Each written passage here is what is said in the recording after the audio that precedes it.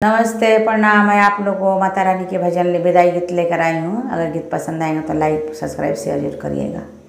के तो के भेजले मैया डोलिया कहाँ रहो, छोड़िए के जात बाड़ो पूरा परिवार हो, छोड़िए के जात बाड़ो पूरा परिवार हो।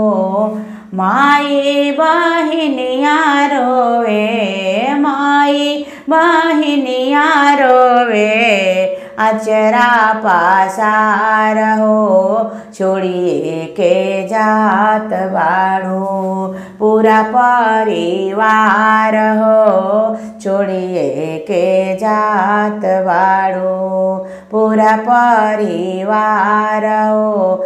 निमिया के गछिया रोवे, निम के पतैया हो, छोड़िए के जात बाड़ो पूरा परिवार हो, छोड़िए के जात बाड़ो। अड़हुल के फुलवा रोवे, अड़हुल के फुलवा रोवे, लवंगा के गछिया हो, छोड़िए के जात बाड़ो पूरा परिवार हो, छोड़िए के जात बाड़ो। के तो के भेजले मैया डोलिया कहाँ रहो, छोड़िए के जात बाड़ो पूरा परिवार हो, छोड़िए के जात बाड़ो। और पन के पतैया रोवे, पनवा सो परिया रोवे, अड़हुल के फुलवा हो, छोड़िए के जात बाड़ो पूरा परिवार हो, छोड़िए के जात बाड़ो पूरा परिवार हो।